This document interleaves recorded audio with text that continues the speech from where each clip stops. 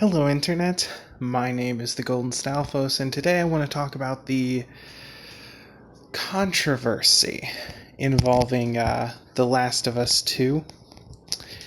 And, woof. Now, let it be known from the outset that I haven't played The Last of Us 2 because, well, I didn't really care that much for the first one. I wouldn't buy the sequel. That's dumb.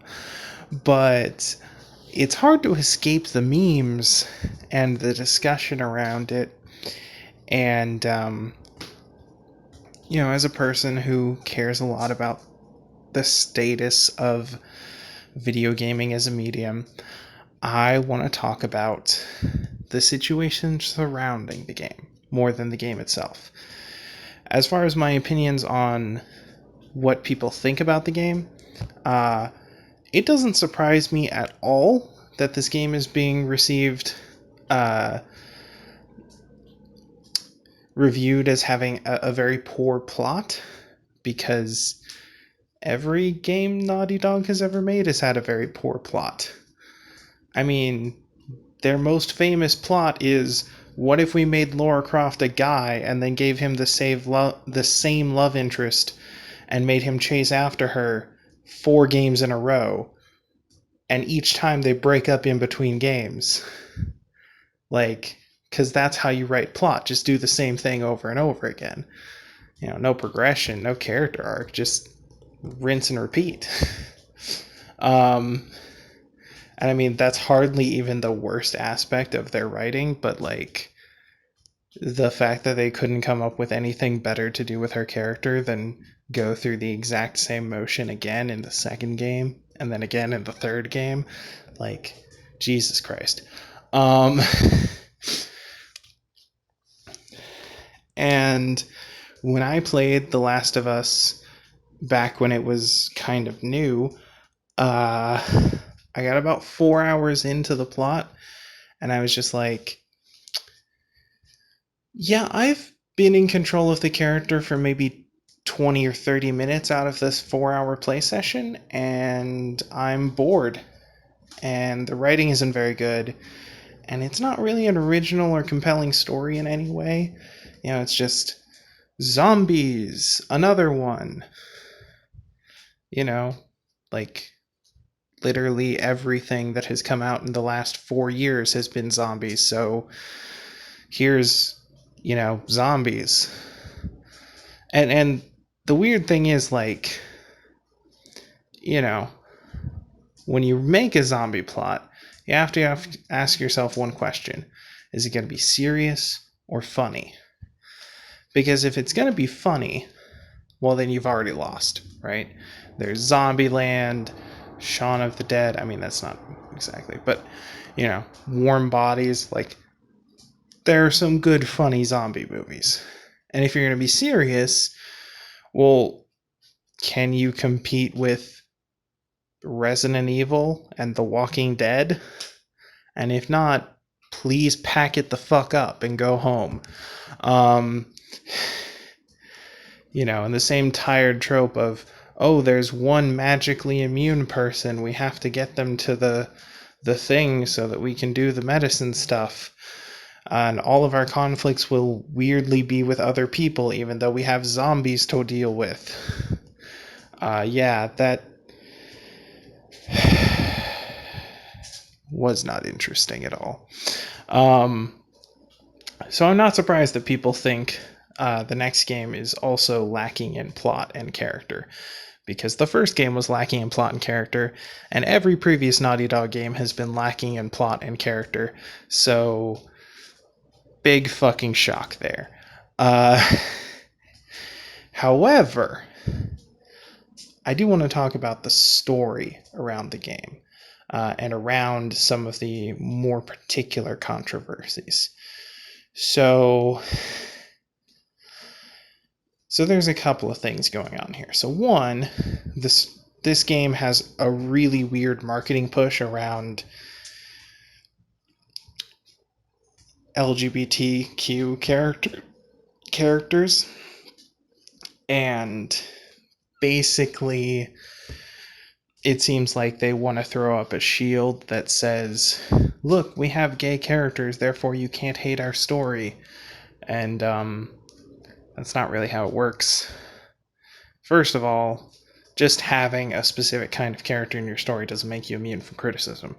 Second of all, if you're misrepresenting those groups, then those groups especially should be angry with you. So, and I do see some people getting upset at the game for just, having such a weird focus on this element. Because, like, yeah, the first thing that comes to mind when I think zombie apocalypse is, what are all the gay people getting up to? I mean, I assume they're doing the same thing as everyone else, just trying to live. It's an apocalypse, but like, depictions of romance in general should be kind of low on your list of things when you're in an apocalypse scenario, because, like, first it should be survival, second it should be like solving the apocalypse, and then third should be the mundane day-to-day shit that humanizes and characterizes your characters so that they fit into this scenario and are relatable. And romance is a part of that third thing, right? So if you're pushing romance as like a core feature of your story, then it feels likely that those other things are getting sidelined a little bit. And from what I've seen people talking about, that is the opinion most people seem to have, that more important elements are being pushed aside so that they can have butt sex scenes, which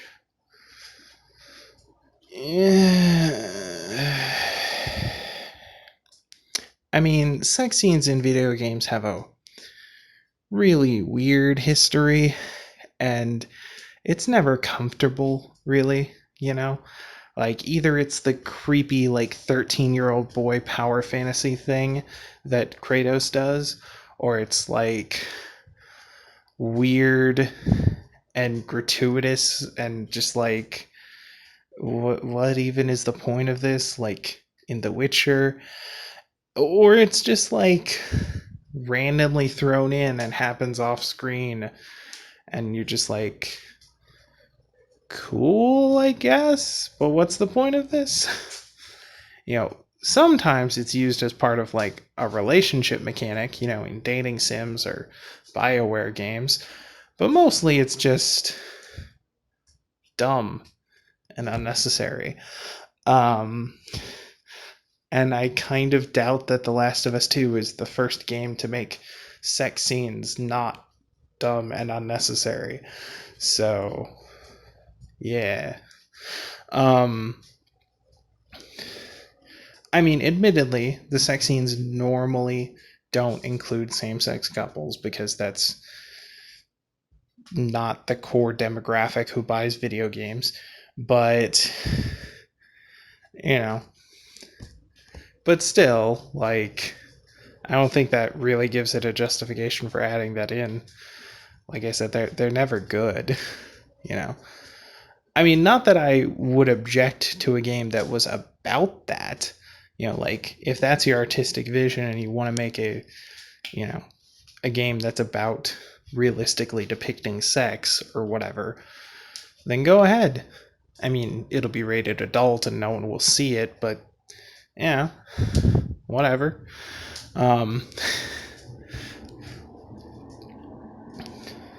I did hear some people complaining about the fact that, Naughty Dog can have actual butt sex scenes in their story, but, there's a lot of censorship in video games right now, especially with, like, anime. Anime games get censored a lot, and in really weird, nonsensical ways, too. Like,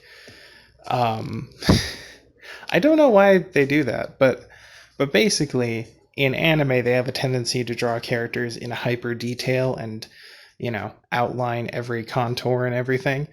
But then when they port it to the West, they're just like, oh no, those contours are just too sexy for the Americans. We got to remove that cleavage line, smooth out those lines on the pelvis area. And it's just like, I mean, I guess, but why? What is the point of that? I mean, it's a little weird. Because like they don't change the character's outfit or anything. It's weird. Um, but yeah, censorship like that is still very much a problem and very much a thing on like Sony games. So it's weird uh, to see a game that can get away with a lot more. Um, you know,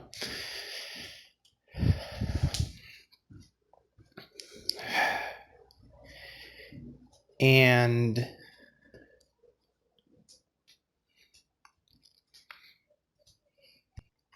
or at least those are the comments I've seen. Um, I've also seen people complaining about the huge gap between user reviews and Metacritic or professional reviews. And I'm not surprised by this at all. Professional reviewers almost never give negative reviews for anything, no matter how shit it is, because they don't want to interrupt the cash flow that comes from getting to review those games.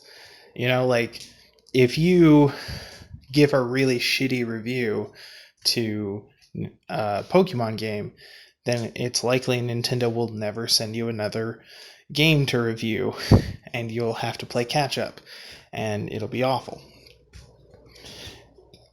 And so Nintendo games always review very, very highly.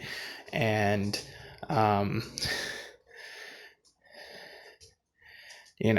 even if they haven't earned it. And the same thing goes for basically every large game company, like no one is going to badmouth Naughty Dog because they want to be able to review the next game they put out. And also because they have a long history with Naughty Dog, right? Like these reviewers who have been in the industry writing reviews for 10 years, well, they've reviewed the last like 5 or 6 games that Naughty Dog has done, and that creates a professional like connection somewhere along the chain. And even if the individuals aren't connected, their companies are, so they're incentivized to give good reviews. And all of this is like subliminal without any direct, quid pro quo. Quid pro quo. That's how you pronounce that. Damn Latin. And there doesn't have to be any intentional or explicit foul play for a review to be skewed in that way. As long as they have some level of professional obligation between companies, there's going to be a natural bias towards keeping everyone happy. It also doesn't hurt that a lot of times people review games not based on like what the average user experience will be, but based on like what they think this game does artistically. And sometimes something is a great, piece of art, but not a very good game, which can lead to a huge disconnect between scores from players and professionals. And, some people who like the game are saying that, butthurt people are just review bombing because they're, insert ex-tribalist moniker here. you know, oh, they're sexist or they're transphobic or whatever, and they're doing this because they're, horrible people, and the game is actually perfect. And I think that's bullshit. Like, that's definitely bullshit. Um, People don't leave bad reviews because they're racist shitwads. They leave bad reviews because they were unsatisfied with the product. Um, you know, so I I think if your idea is people are, unfairly biased against the game because of the trans stuff or because of the gay stuff or whatever, then probably you have an unfair bias simply because they bothered to include those things. And you want to lash out at anyone who doesn't share your bias.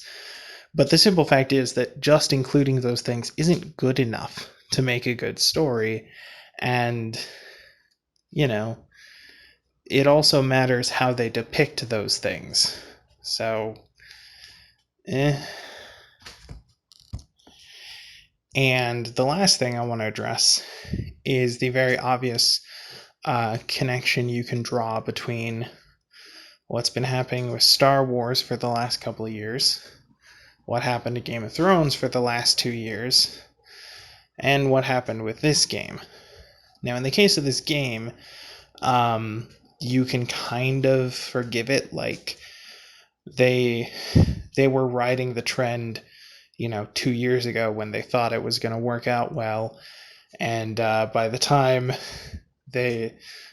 everyone figured out that writing style just doesn't work, they had already written it and made half the cutscenes, and they couldn't really change it now, so they just keep going, and then the game comes out. And that's a shame, honestly, but it's bound to happen.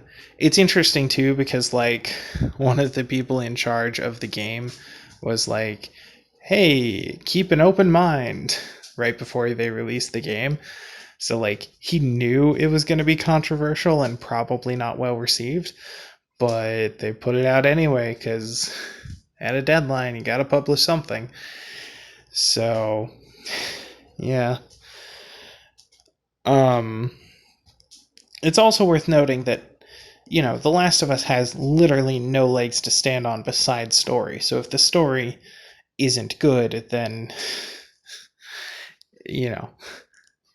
who's gonna buy this game? Yeah. And I also see a lot of people being like, you should play the game before you form an opinion about it or whatever. And, like, I don't think that's true. Like, the point of reviews is so that you can have an educated understanding of whether or not you will like something before you get exposed to it. And, saying you have to pay the company $60 before you decide whether or not you're okay with their shitty business practices. No. No. No. Also, there's a lot of stories coming out about, like, people at Naughty Dog being treated horribly and given, like, a shitload of crunch time. And also, there's a bunch of, like, screenshots of people of Naughty Dog, like, issuing DMCAs to anyone who writes a negative review. And, oh boy, is that fucked up. So, I never really had that much interest in Naughty Dog, but man, you guys can definitely go suck a dick now. I mean, I guess you're into that, but still.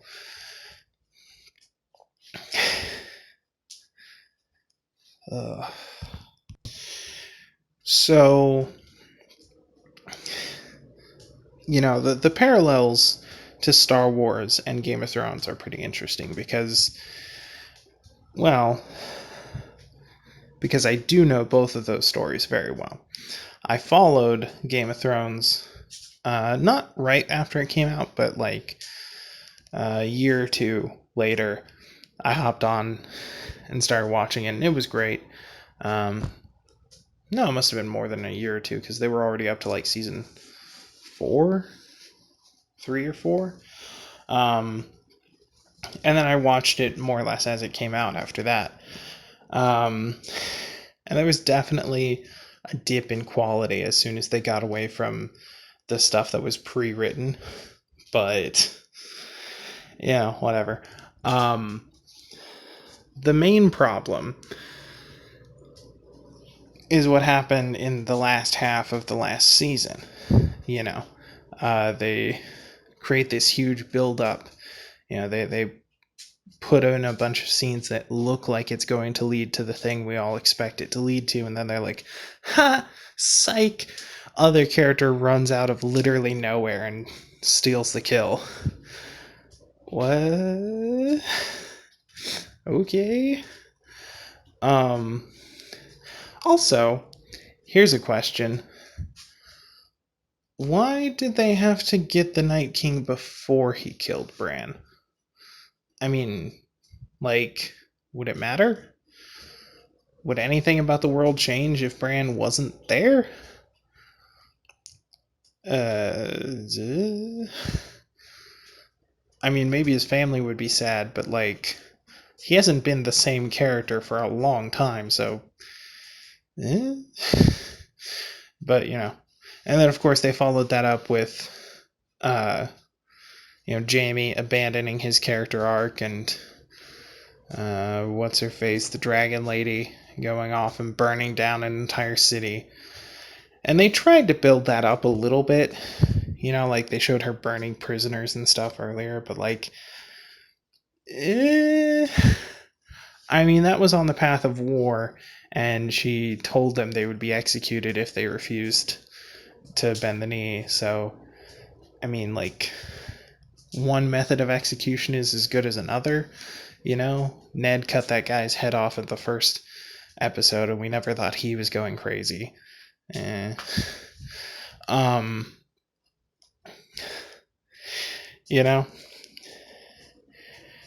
It's just kind of whatever. And then of course with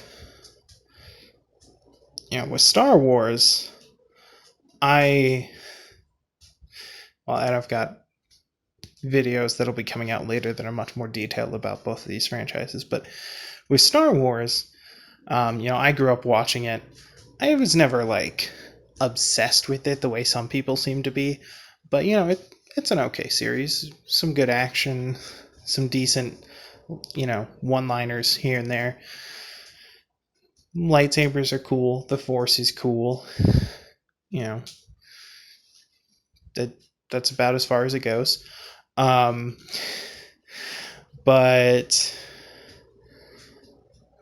man, the new Disney trilogy, quintology, I guess it was supposed to be 6 movies, but then they canceled the Obi-Wan film, which, good? How would you even make an Obi-Wan film? We saw every part of his life already. What are you doing? I don't know when it was supposed to be set, but we saw him as a Padawan training with Qui-Gon. We saw him as a master training Anakin. We saw him during the Clone Wars. We saw him, after the whole Order 66 thing went down. We saw him in A New Hope right before he died. What part of his life didn't we see? The part where he was hiding out in the desert as a hermit doing nothing? Yeah, that would make a great fucking film, wouldn't it? I don't understand. So there's that. But that kind of highlights how Disney approached the series. They didn't really care about continuity or making sense. They just wanted to pump out films so they could sell tickets and make money.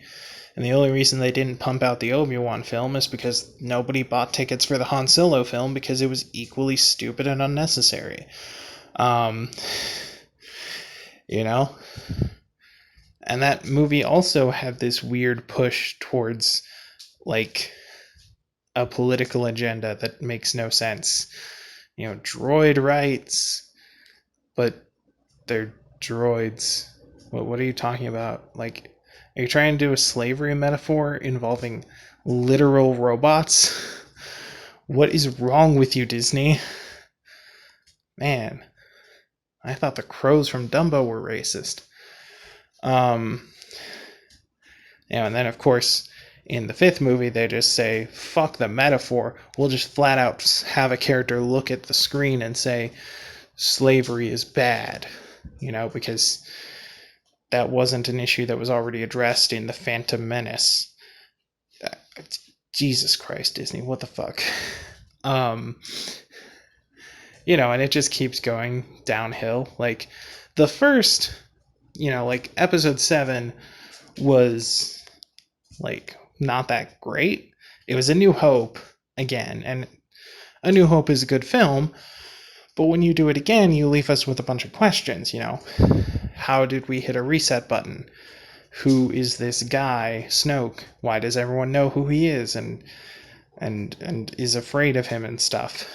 What's with all of these, random characters? How did the world get this way? How did Luke's lightsaber end up here, even though it fell off of the fucking sky?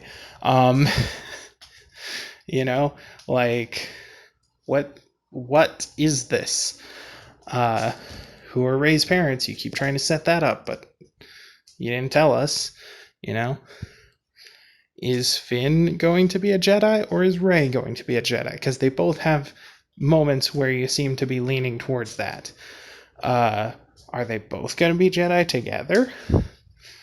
You seem to be setting up a little bit of a romance thing there. Is that going to pay off? What's going on here?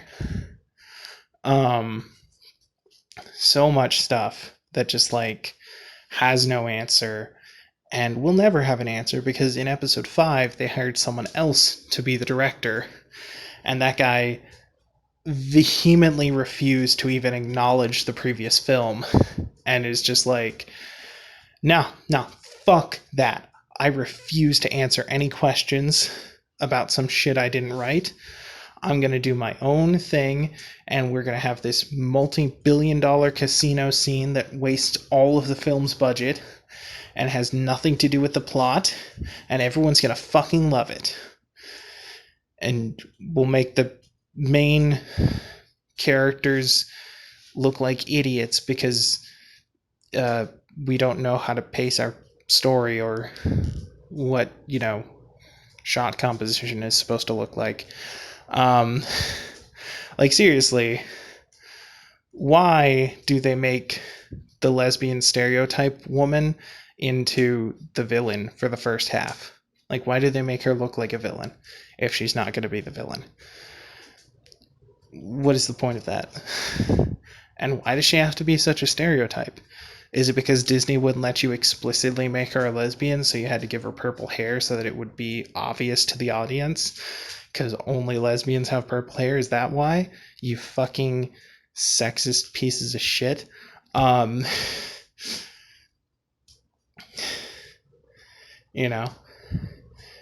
we know why they made her look like a villain and act like a villain and just be a villain right up until the moment they needed her to not be a villain. And the reason is they wanted to surprise the audience. But the surprise is, why the fuck would you have done that? Like, why would you frame her as a villain if she's not? What's the point of that? To create a fake conflict so you can continue doing this C story that goes nowhere? What is the point?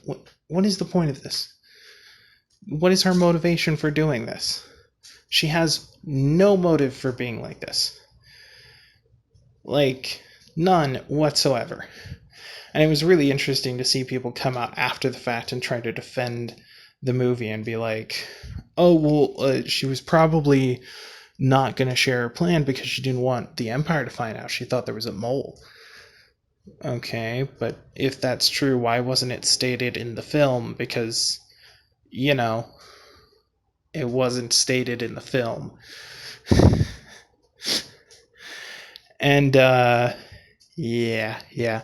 I can see that comparison, right? I can see how people who lose track of what constitutes good writing and just focus on shock factor, uh, you know. And of course, with Star Wars, it gets even worse because then, everyone hated the eighth film, right? Hated it so much. So they're like, okay, well, people liked the seventh film, but they hated the eighth film. So let's bring back the guy who did film number 7, and that'll fix everything, right? But the problem is, you can't bring him back and expect him to fix the story after someone else already fucked up all the middling parts of the story, right? So, he does a half-ass patch job as best he can, but one, he's not that good at writing story conclusions anyway, and two, he's cleaning up after a mess that he didn't, that someone else hacked in just because they didn't like having to clean up his mess, you know? Like you brought in a guy and he left a mess behind. And then you brought in another guy to clean up that mess. And he gets annoyed at having to clean up the mess, so he throws a bunch of shit on the floor and walks out. And then you bring the first guy back and say, hey, clean all this shit up. And he does the best he can, but there's so much shit everywhere. He can't do it all on his own. He's not even that good at cleaning up shit. And so what you get is a heaping pile of garbage where, there are a couple of moments where it seems like he's trying to clean up the shit, but mostly he's just trying to point out the other guy's shit and be like, look at this. This is the worst shit ever. And I'm just going to put a lampshade on it and that'll make everything better. And then of course he had this weird fixation with fake deaths. Like, what? Why? I don't get it. Like, if you want to have dramatic death scenes, then do that. But if not, then stop wasting our fucking time. Like, what? This movie is like 4 hours long. Just cut out the fucking fake death scenes and we can get on with our lives a lot faster. And so I can see why that comparison sticks, right? Like, the writers behind Game of Thrones thought that everyone loved the story because it surprised them. But everyone loved the story because it was well written. And it surprised people because of how well written it was, right? Like, you didn't expect Ned to die because the show and the book were written in such a way that you didn't realize that book 1 is just the prologue and Ned's death is the inciting incident to the plot. And you don't actually need to see Ned's life story at all in order to get to that point, but they framed it through Ned's eyes so that you wouldn't think of it that way, right? He's not going to get Obi-Wan. He's the main character. He's a perspective character, but he's not. He's the setup. He's the inciting incident. He's the fall guy. He's the Obi-Wan. And so yeah, it makes sense that he dies early on and sets the plot in motion. And when you take that lens of this is a regular fantasy story with regular fantasy tropes obscured by one layer of incredibly good writing, then you can easily see the plot coming. And you can follow along with all of the plot beats and not be surprised too much. And so because of that, a lot of people got used to how the story was being written and figured out what was going to happen. And Game of Thrones writers were like, oh God, we can't just end it the way people are expecting it to end. That would be like satisfying and enjoyable. we can't bring a conclusion to all this foreshadowing. We have to surprise people and shock them. That's what they're paying us for. And so they just threw random crap at the wall. And it's dumb, but that's what they were doing at the time. They thought, if we just throw random crap at the wall, if we just surprise people, then they'll like it.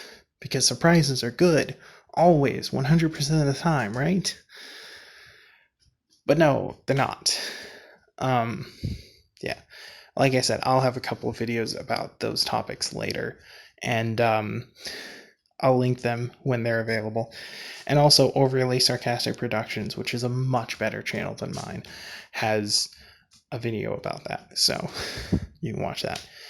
But basically, it doesn't surprise me that people, aren't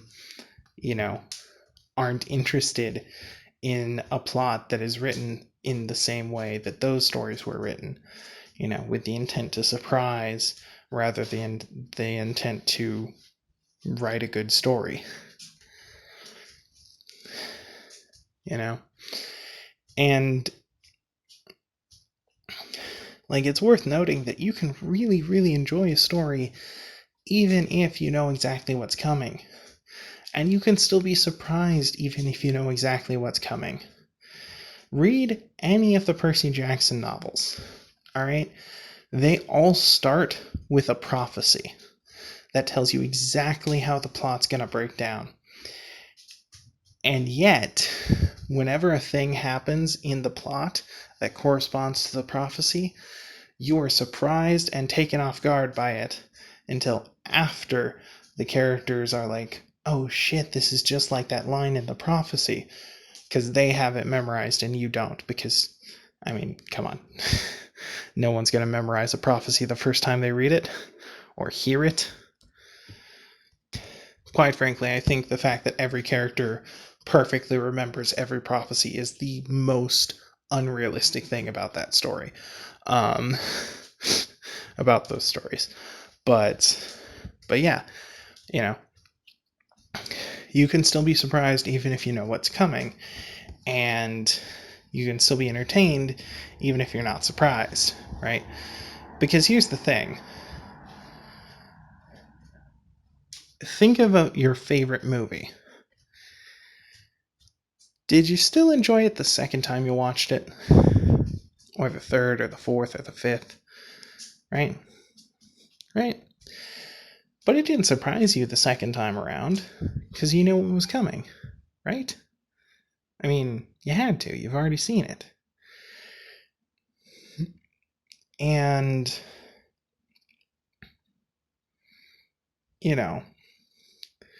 the idea that a story is only good if you don't know what's coming is just bad writing, Now, it's not to say that you should always spoil stories, I definitely think that, especially if something is going to be a huge, cultural discussion, you should get a first-hand experience of it so you can form opinions without, any baggage from what you hear from other people. Because the opinion you form will be different based on, how you were told about it. So if there's another event like Endgame and everyone's expecting it to be great and everyone's going to talk about, and, you should want to get in there spoiler free so that you can have your own unvarnished opinion about it.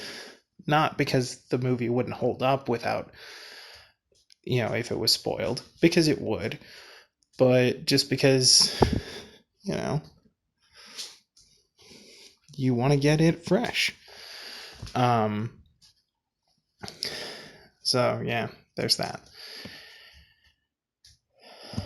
But the biggest thing I think that held back The Last of Us 2 isn't just that it was written with shock value as a core principle, but also that a lot of the original audience for the game has gone on to experience much better stories.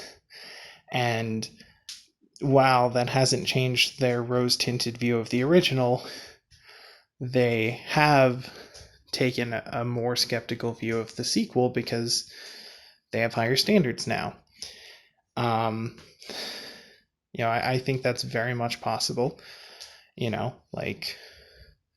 Like I said, Game of Thrones, which was really well written for the first 5 seasons, came out after The Last of Us, or I think it did. Actually, I don't know. I know I didn't start watching it until after The Last of Us had come out. But then again, I started watching it late. Whatever. But my point is that it's been 8 years since the last game came out, and that's a long time for the fans to experience other more well-written stories in the meantime. And by doing that, they probably raised their standards to a point where Naughty Dog just didn't have the writing chops to satisfy them anymore. And, that's the risk you run if you continue to write mediocre stories year after year. Eventually, your audience will wise up. But, that's just me. I mean, that's just speculation on my part, and that probably doesn't account for everyone, because I'm sure some people continued to wallow in their comfort zone and not experience better stories because, that's how human beings are sometimes. But I am sure that the problems players are having with the game are genuine, and they're because the people writing the game didn't really care about the world or the characters they were writing. They cared about, the press buzz they hoped to get.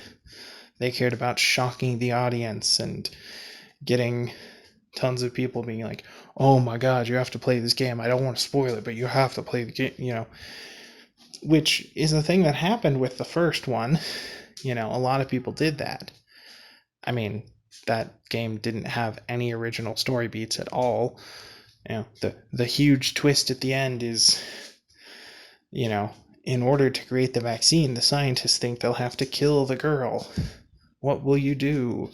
I'm like, yeah, no way I could have seen that coming if I just watched any zombie movie ever.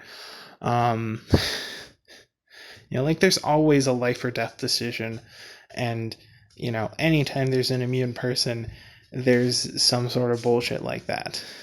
But whatever. It also doesn't make any sense that they would need to kill her. MatPat did a whole video about this, but just take a blood sample, you fucking maniacs.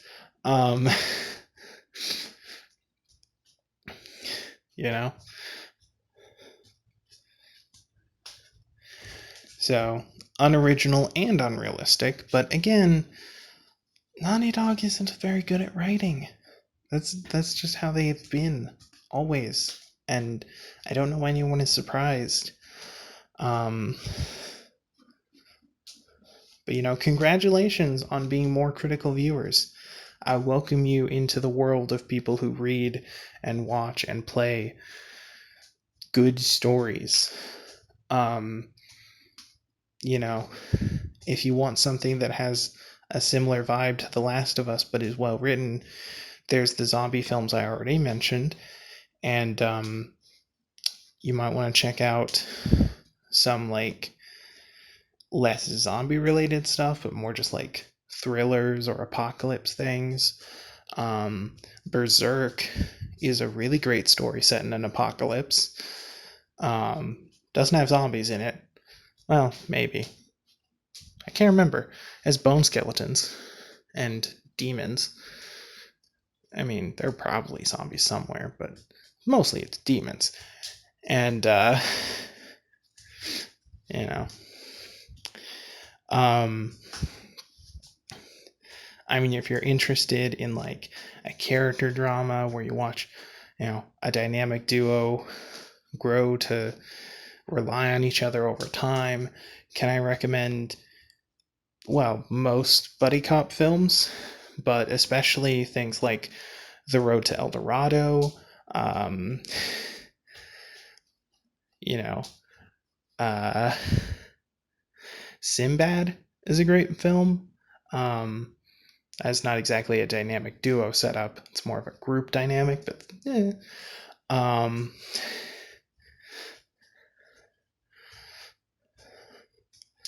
like there are so many great things out there, so many good stories out there to read and watch and enjoy. So just you know, just come on back to my channel, and I'll review a bunch of things for you.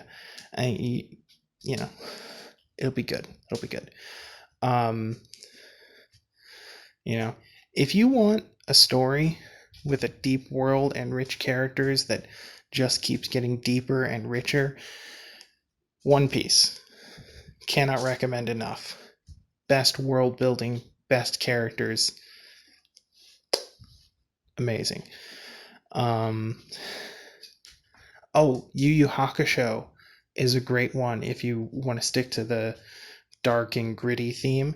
It's about a bunch of high school demon hunters who two of them are demons. Uh, but I promise it's less stupid than it sounds from that. So, you know what? Actually, if you want a great zombie story and you just want, something goofy and crazy, well, it's not zombies, it's vampires, but Blade is great for that. Um, hashtag Make America Blade Again. Oh, Wesley Snipes, you are a treasure. Yeah, I could go on for hours, basically. There are so many better stories out there to enjoy. Just go out and find them. And if you need this whole like father-daughter dynamic, which I blame The Last of Us for making that thing a thing, right? Like before The Last of Us, were there any hairy dad games? I don't think so. I think it's because that one was popular and everyone had to copy them. And now Kratos is a big hairy dad, even though his entire fucking plotline revolved around him grieving the death of his family like a. Ugh. Seriously, God of War 4 is like the stupidest thing ever. No, wait, God of War Ascension exists. Second stupidest thing ever. Like, just fundamentally on the face of it, a video game prequel makes no sense. Because, like, by definition, the next video game needs to have better gameplay than the previous one. But if you're going back in time, then you create, like, this huge level of ludonarrative dissonance where the player has more power and more functionality in this game than they did in the first game, even though this is happening before the first game. It's like, it's just guaranteed to suck, because either you revert your control scheme back to something that's as shit as your first game, or you create that huge disconnect with the player that constantly nags at them as they play through the game, and they're like, man, Kratos in God of War 1 couldn't do this shit. Why can I do it now? So that's great. But then again, the God of War people weren't ever great at writing either. I mean, they basically just hacked up Greek mythology as carelessly as Disney did when they made Hercules, and it really is all over the place. But But yeah, basically my point is, fuck The Last of Us for making Harry Dad games a thing. And, you know, fuck bad writing. Just in general. Like, as a general principle. I'm not a fan of bad writing. Um, and, my condolences to everyone who is upset by their purchase of The Last of Us 2. But,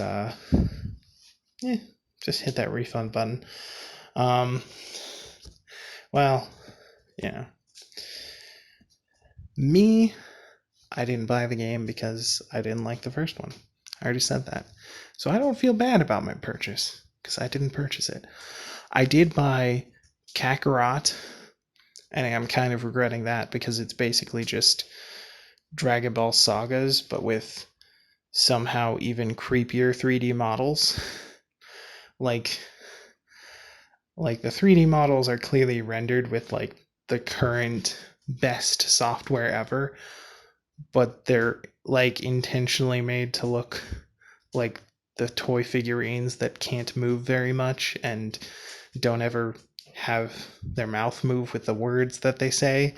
And so every cutscene is just like a nightmare to look at.